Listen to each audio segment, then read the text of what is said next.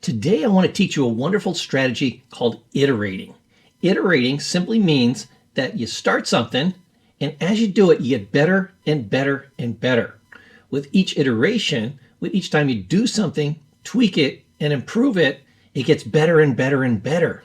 So as you go through the sequence, you might start something out and you're not doing great. People say, well, I don't want to start a YouTube channel until I, can speak very presidentially and, wow crowds and things like this.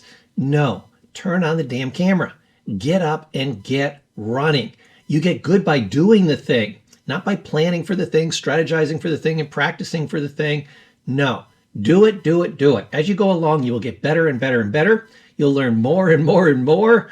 And you'll start to see through your subconscious mind, it'll activate your reticular activator, which makes you focus on things that'll help you with your iterations. What do I mean by that?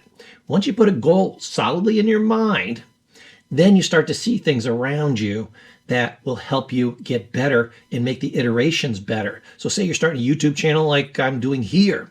All of a sudden, everything that has to do with YouTube will be big and bright and pop into your mind, and you'll see it. You'll start saying, hey, I'm kind of bored and I'm watching TV. Why don't I watch YouTube on my television and start learning how to be a better YouTuber? Watch some videos on that. Just going to spend a couple hours here anyways. Why not spend it getting better at what I'm doing? Then next time you iterate, you try to do things just, 1 or 2% better. You will have some new tools and strategies to bring along. So don't worry about being great at the beginning. I kid with people. I said, the only thing I do perfectly the first time is screw up.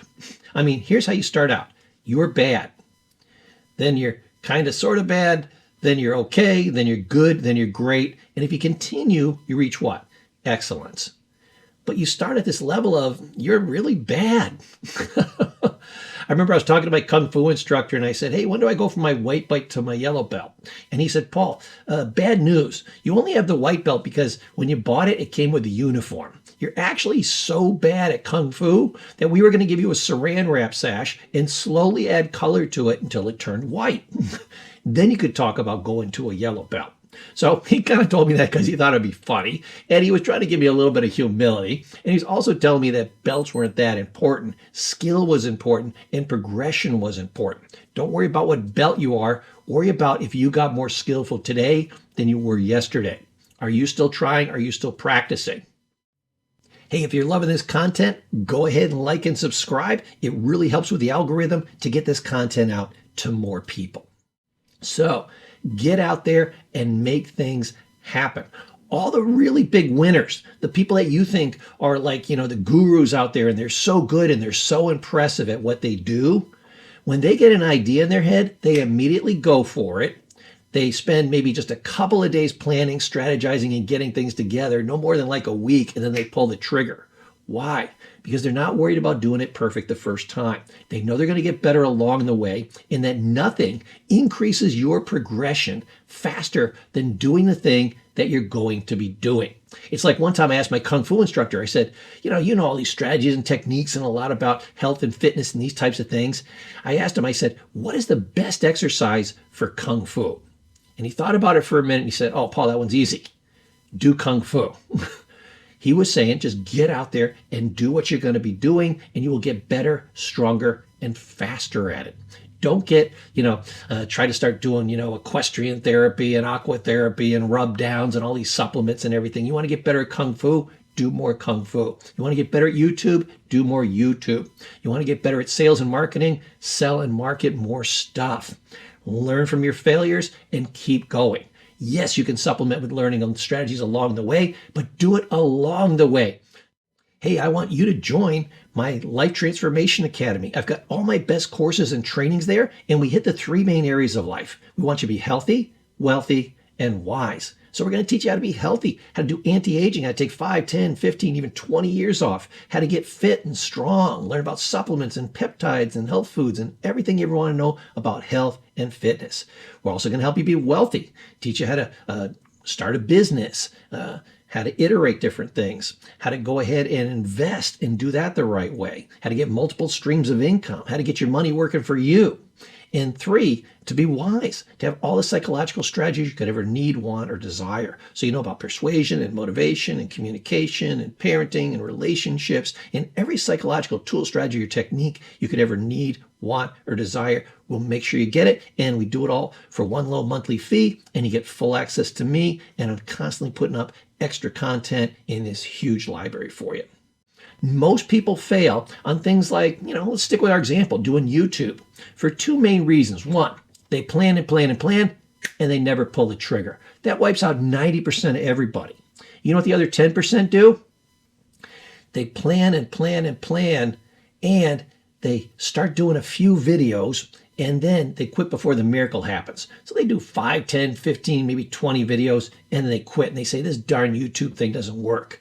And out of all the people that start YouTube, do you know how many people actually make it? About 1%. Why? Because they will do, I think the average was something like, I looked it up, it was like 73 videos was the average time where people's views would kind of, hockey stick and go up, and they would become viral. Now that could happen on your first video, your 3-month video, your 6-month video, but for most people, it took about 9 months to a year and a half, and the average number of videos that they had to hit before they hockey sticked and started doing great, and they were in that 1% that won on YouTube, was 73 videos. So like right now, I think I'm sitting on like 30 or 40 videos, so I'm only halfway there. And remember, 73 is the average. I might hit it on this video. Great. Or I might not hit it until I hit 120 videos. Here's what I know. With every video that I do, hopefully I'm getting a little bit better. You're getting better quality. I'm getting a better library, so I've got more value for you when you come here, and that's what I want. And I'm getting closer to the final video where it's going to hockey stick, and then I'll be able to get my message and my tools and my strategies out to more people. See, for me, it's not about the money. I've already made my money. I'm kind of semi-retired. I've got enough wealth that if I never took in another dollar, I can get through, okay? I'm worth well over $1 million, so no challenge there. I own my house outright. Here's my new man cave. I'm kind of fixing it up. There's my brand new couches. Paid for them cash. I don't have any credit cards. I don't owe any money on a car. I've got investments all over the place. And I'm doing this. But this is not about making money. This is about helping as many people as humanly possible so that I have purpose. So one of the ways that you iterate, you're willing to get out there and do it and be bad and then be less bad and then be kind of sort of bad and then be good and then be great, is that you're willing to do it because it's not about you. It's about the other person.